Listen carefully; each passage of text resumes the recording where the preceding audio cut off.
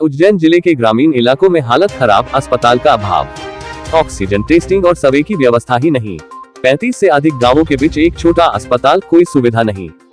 Corona पिछले साल सरहद पार कर भारत में आए उस वक्त सिर्फ शहरों में ही संक्रमित मरीज मिले और गांवों तक तो कोरोना पहुंच भी नहीं पाया, लेकिन दूसरी लहर में शहरों में तबाही मचाने के बाद कोरोना ने ग्रामीण इलाकों को संक्रमित करना शुरू किया। लेकिन कितने गाँव में संक्रमण को लेकर सरकार कितनी तैयार है, आप खुद देख लीजिए। उज्जैन जिले का गांव मड़ावदा काराना से निपटने के लिए यहाँ 35 गांव के बीच अस्पताल बनाया, लेकिन सुविधा के नाम पर टेंट हाउस की 6 गादियां जमीन पर बिछा दी। बाटल चढ़ाने के लिए स्टैंड रखे हैं, लेकिन ऑक्सीजन सपोर्ट नहीं है। यहाँ पदस्थ डॉक्टर कहते हैं इंजेक्शन लगाने की अनुमति भी नहीं है। ऐसे में ऑक्सीजन सपोर्ट का सोच भी नहीं सकते, किसी की जांच ही नहीं हुई। इधर अधिकारी कह रहे हैं कि घर घर सर्वे करवा रहे हैं और ग्रामीण इलाकों में कोरोना की किट दी गई है। कई गाँवों में संक्रमित, लेकिन ग्रामीण सामान्य सर्दी जुकाम मान रहे हैं। दरअसल उज्जैन माधव नगर अस्पताल के प्रभारी डॉक्टर विक्रम रघुवंशी की माने तो ग्रामीणों इलाकों में कोरोना के बने और संदिग्ध मरीजों की मौत का सबसे बड़ा कारण है ग्रामीणों का डर। गांव में रहने वाले लोगों की धारणा बन चुकी है कि अगर कोरोना का टेस्ट कराया और संक्रमित मिले तो अस्पताल ले जाएंगे और बंद कर लेंगे। जिले कई गांव है जहां सरकारी अमला नहीं पहुंचा और लगातार कोरोना के संदिग्धों की मौत हो रही। यही हितपुर तहसील का बनबना गांव में 2500 की आबादी है। यहाँ अभी 600 में से 40 परिवार में पॉजिटिव मरीज है। अब तक 6 की मौत हो चुकी है, फिर भी यहाँ मास्क लगाने का कोई चलन नहीं। गांव में कहीं भी कोरोना कर्फ्यू दिखाई नहीं दिया, दुकानें भी खुली थी। घटिटिया क्षेत्र के कुंडला गांव में 650 की आबादी है। गांव में 300 लोगों को सर्दी खांसी है, जांच किसी ने नहीं कराई। बंगाली डॉक्टर से इलाज करा रहे थे, इनमें से 5 की मौत के बाद वह भाग गया। सर्वे में लगाई टीम। ग्रामीण इलाकों में अब सर्वे के लिए टीम भेजी जा रही है। आशा कार्यकर्ता और एएनएम की ड्यूटी लगाई गई है, लेकिन उज्जैन के पास महिदपुर, नागदा, खाचरोद, बड़नगर तहसील से जुड़े ग्रामीण इलाकों में हालत सही नहीं है। सरकार को चाहिए जल्द से जल्द टीम बढ़ाकर टेस्ट करवाए। वहीं हिली गांव के लोगों ने खुद लॉकडाउन कर बाहरी लोगों के प्रवेश पर रोक लगा रखी है। कोरोना की दूसरी लहर से अब तक गाँव सुरक्षित है, क्योंकि गांव वालों ने सामूहिक फैसले से सख्ती कर रखी है। ग्रामीण क्षेत्रों में जो प्रमुख हमारे गांव हैं या कस्बे हैं, वहां पर जो मेडिकल की फैसिलिटी है कोविड से रिलेटेड हम लोग वहां पर पूरी प्रोवाइड कर रहे हैं। परंतु आंतरिक क्षेत्रों में जो हमारे स्वास्थ्य के जो विभिन्न कर्मचारी और अधिकारी हैं वो लोग निरंतर वहाँ पर विजिट करते हैं। इसमें एएनएम, एमपीडब्ल्यू और भी हमारे आशा कार्यकर्ता भी जो हैं जो सपोर्ट करते हैं इसमें स्वास्थ्य सेवाएँ प्रदान करने में। और उनके द्वारा हम लोग ग्रामीण क्षेत्रों में भी अपनी पहुंच बनाकर लोगों को इसके बारे में अवेयर भी कर रहे हैं और जो आवश्यक उनको दवाइयों की उपलब्धता है वो भी सुनिश्चित करवा रहे हैं। लेकिन सर 35 गाँव में एक अस्पताल होना कहाँ तक उचित होता है? देखिए, जो संसाधन हमारे पास में अभी जितने भी उपलब्ध थे उनको हम लोगों ने अपने और भी व्यापक रूप में बढ़ाने की पूरी चेष्टा करके वो भी काफ़ी हम लोग अच्छे स्तर पे जो कोविड से रिलेटेड उपचार है उसकी हम लोग सेवाएं देने की पूरी चेष्टा कर रहे हैं। और ये भी कोशिश रहेगी कि जो अभी जिन एरियो में अभी हमको ज़्यादा दूरी और तय करना पड़ रही है उसको हम लोग और कम से कम करके जो हमारे मरीज रहेंगे उनको न्यूनतम दूरी पर भी इलाज उपलब्ध करवाएं। सर, अगर 35 गाँव में अगर कोविड फैलता है तो उससे कैसे निजात मिलेगी, क्योंकि मात्र एक ही अस्पताल का?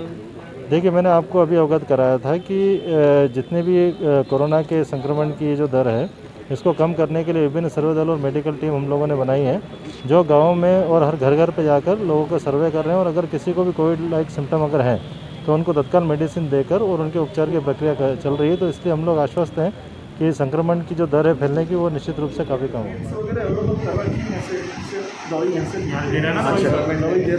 अच्छा, सारी चीज़ें दे रहे हैं, नॉर्मल जैसे वायरल फ्लोर के हिसाब से वो दे रहे हैं।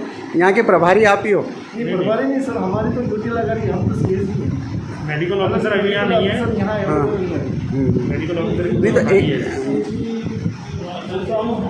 हमारे ग्रामीण क्षेत्र के हमारे कारण जैसे अभी एजेंट साहब वगैरह ने बोला मेडिकल में कि आप सेवा दीजिए, हम सेवा दे रहे हैं।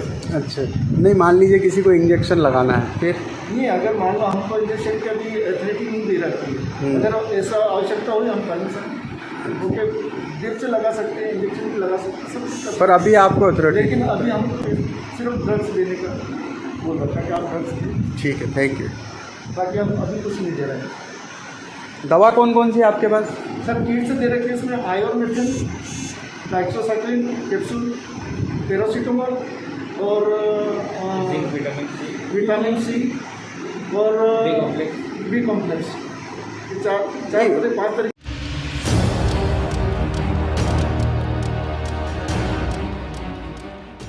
प्रदेश सरकार का एक और छलावा, आयुष्मान कार्ड पर नहीं मिल रही है कोरोना संक्रमण की दवाइयां।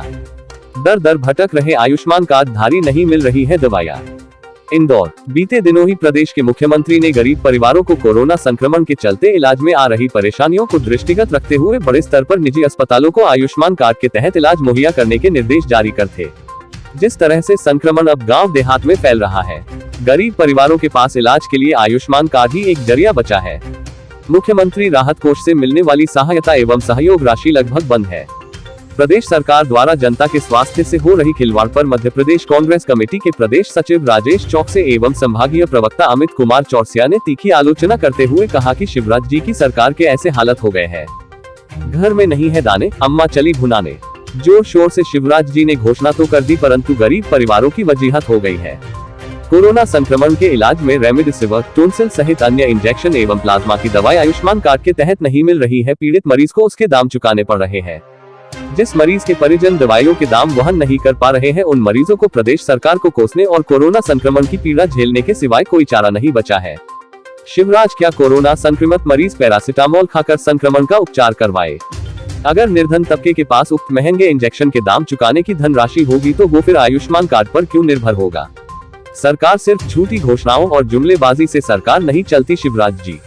यह समय गरीब एवं मध्यवर्गीय जनता को आर्थिक संबल प्रदान करने का है। जनता के साथ इस तरह का छलावा ठीक नहीं है। नेता द्वे ने मुख्यमंत्री शिवराज सिंह चौहान पर तंज कसते हुए कहा है कि वो अपनी झूठी घोषणाएं करने से बाज आए और प्रदेश के निर्धन एवं गरीब परिवारों की सहायता करे। नहीं दाने और अम्मा चली भुनाने, कुछ ऐसे ही हालात इस समय मध्य प्रदेश सरकार के हो रहे हैं। कुछ समय पूर्व मध्य प्रदेश के मुख्यमंत्री माननीय शिवराज सिंह चौहान जी और इंदौर के प्रभारी मंत्री तुलसी सिलावट जी ने एक बड़ी घोषणा करी थी कि आयुष्मान कार्ड धारियों का 80 निजी अस्पतालों में होगा निःशुल्क इलाज। लेकिन महोदय, आपको जान के आश्चर्य होगा कि कोरोना संक्रमण के दौरान ज़रूरी दवाइयाँ, remdesivir injection, tonsil zombie, immunity booster के इंजेक्शन एवं प्लाज्मा थेरेपी का शुल्क आयुष्मान कार्ड धारियों को चुकाना होगा। महोदय, अगर ये गरीब तबका इन महंगे इंजेक्शनों को खरीदने में सक्षम होता तो ये आयुष्मान कार्ड के ऊपर क्यों निर्भर होता? आज इंदौर ही नहीं, इंदौर शहर के आसपास के ग्रामीण इलाकों में कोरोना संक्रमण अपने पांव पसार रहा है और एक बड़ी आबादी आज आयुष्मान कार्ड पर निर्भर है। विगत 2 माह से मुख्यमंत्री सहायता कोष की राशि भी बंद कर दी गई है। तो ऐसे में ये आयुष्मान कार्ड धारी ये महंगे इंजेक्शन खरीदेंगे तो कैसे खरीदेंगे? आपसे मध्य प्रदेश कांग्रेस कमेटी विगत 1 माह से लगातार मांग करती आ रही है कि प्रदेश के गरीब तबकों के लिए कोरोना संक्रमण का इलाज निःशुल्क किया जाए। साथ ही कोरोना संक्रमण की जो जांच होती है उसे भी व्यापक पैमाने पर करते हुए निःशुल्क किया जाए। तो महोदय, आपसे मध्य प्रदेश कांग्रेस कमेटी एक बार पुनः मांग करती है कि आयुष्मान कार्ड धारियों को जो निःशुल्क इलाज आपने घोषणा करी है उसके तहत इन इंजेक्शनों को भी और ज़रूरी दवाइयों को भी निःशुल्क प्रदान किया जाए ताकि इनको कुछ संबल प्रदान हो सके। नहीं तो ये आपकी घोषणाओं की माला अपने गले में डाल के दर दर भटकने के लिए मजबूर है।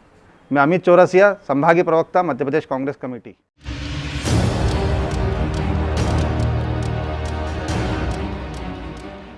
जनता कर्फ्यू 31 मई तक बढ़ाने की अनुशंसा की गई। क्राइसिस मैनेजमेंट की बैठक संपन्न। उज्जैन में जिला स्तरीय क्राइसिस मैनेजमेंट कमेटी की बैठक आज बृहस्पति भवन में आयोजित की गई। बैठक में कोरोना संक्रमण को रोकने की दृष्टि से जनता कर्फ्यू की अवधि 31 मई तक बढ़ाने की अनुशंसा की गई।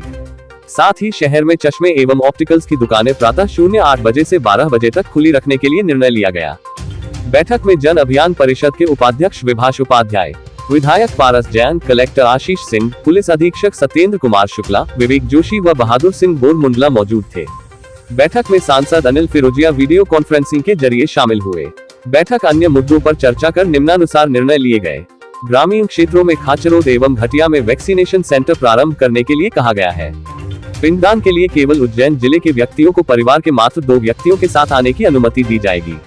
पिंडदान के लिए आने वाले व्यक्तियों को कोरोना की नेगेटिव रिपोर्ट लाना आवश्यक होगा। जिला पंजीयन कार्यालय में लिमिटेड स्टाफ के साथ रजिस्ट्री का कार्य प्रारंभ करने की अनुशंसा की गई। जिले के निजी अस्पतालों में आयुष्मान कार्ड योजना के तहत कोरोना का उपचार किया जा रहा है, इसका व्यापक प्रचार प्रसार करने के लिए कहा गया। क्राइसिस मैनेजमेंट की बैठक में जनप्रतिनिधियों द्वारा पात्रता पर्ची का वितरण नगरीय क्षेत्रों में नगर निगम में प्रत्येक जोन कार्यालय में एवं नगरीय निकायों में वार्ड पात्रता पर्ची का वितरण करने के लिए निर्देश दिए गए हैं। बैठक में बताया गया कि अन्य प्रदेशों से आए हुए लोग यदि उनके पास राशन कार्ड है तो one nation one ration card योजना के अंतर्गत राशन की दुकान से राशन प्राप्त कर सकते हैं।